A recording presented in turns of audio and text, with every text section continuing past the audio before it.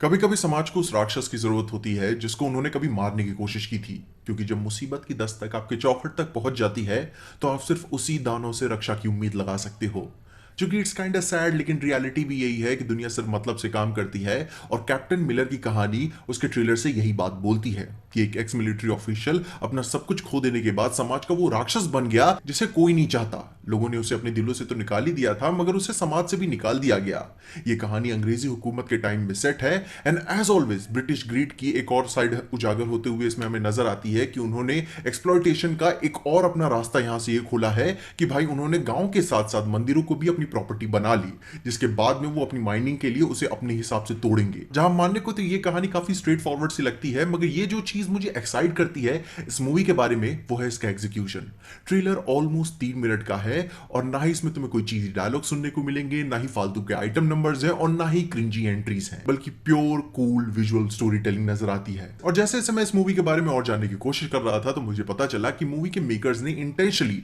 इसमें कोई भी आइटम सॉन्ग जोंग जैसा फालतू काम करने की कोशिश नहीं की है। उनका डिसीजन ही यही था कि भाई मूवी का जो मैसिव पैसों का बजट है इसके एक्शन सीक्वेंसेस और लार्जर ऑडियंस एक्सपीरियंस में खर्च करेंगे, जो कि ऑनेस्टली अब तक का सबसे बेस्ट फिल्म मेकिंग डिसीजन मैंने सदन सिनेमा से सुना हुआ है। क्योंकि भाई ये लोग बहुत ऐसा करते हैं मूवीज को प्रमोट करने के लिए, और ये काफी अच्छा तरीका था कि एक्चुअली मूवी के अंदर इसको खर्च करना, ना कि फालतू मार्केटिंग वाली चीजों में। विच मींस कि कहानी की कोर थीम्स एंड डेप्थ में अच्छा खर्चा किया जाएगा, जो कि भाई इसके स्केल और रिच आइडेंटिटी में नजर भी आता है कि ब्रुटैलिटी और रॉ होने के साथ साथ जो ये क्लास डिलीवर करते हैं बहुत ही खूबसूरत है। क्योंकि भाई जंग जंग होती है, वॉर कोई फर्क नहीं पड़ता कि आप बुढ़े हो, बच्चे हो, औरत हो या जवान हो, वॉर हॉरिफाइंग होती है और इसके स्टेक सबको रियलिस्टिकली समझ में आने भी चाहिए। जिसमें से मूवी के डायरेक्टर अरुण मातेश्वरन का ही कहना है कि वो टॉम हैंक्स की मूवी सेविंग प्राइवेट रायन से काफी ज्यादा इंप्रेस थे। इसी वजह से उन्होंने मूवी का नाम कैप्टन मिलर रख दिया, क्योंकि भाई सेविंग प्राइवेट रायन मूवी में भी भाई टॉम हैंक्स के कैरेक्टर का नाम कैप्टन जॉन मिलर था,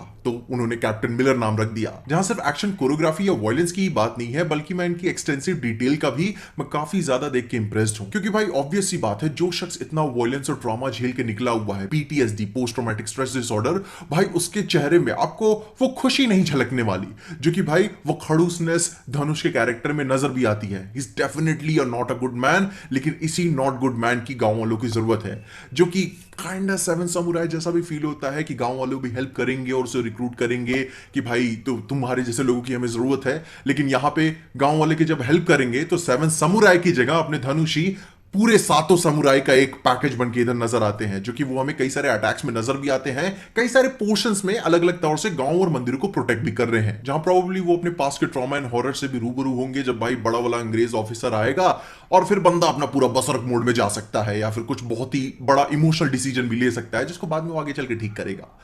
ओवरऑल बोलूं तो भाई मैं इस ट्रेलर को देखकर काफी अच्छा इंप्रेस्ड हुआ हूं। ईमानदारी महसूस होती है इसकी कहानी में और इसके स्टोरी टेलिंग में भी कि हाँ ये इंपॉर्टेंट नजर आती है, चूतियागिरी उन्होंने नहीं की हुई है, जिसका स्केल एंड डेप्थ सही मात्रा में मिश्रित नजर आता है। खैर, मैं इस 2 घंटा 40 मिनट के इवेंट को विटनेस करने के लिए बहुत एक्साइटेड हूं, और एक सिर्फ मास मसाला ही नहीं, एक फिल्म मेकिंग के पर्सपेक्टिव से भी एक बहुत ही इज्जतदार वाली क्लास नजर आती है। देखा ना कितना खूबसूरत शॉट्स इसमें नजर आते हैं, जहां होपफुली ये अपनी उम्मीदों पे खड़ा उतरेगी। बाकी तुम अपने ओपिनियंस बताओ कि कैप्टन मिलर के ट्रेलर को देख के तुम्हारे क्या फीलिंग्स है। अब तो बस मूवी आने ही वाली है, अपने ओपिनियंस में कमेंट जरूर बताना। और इन्हीं सारी बातों के साथ साथ मेरी 2023 की जो सबसे वर्स्ट मूवी थी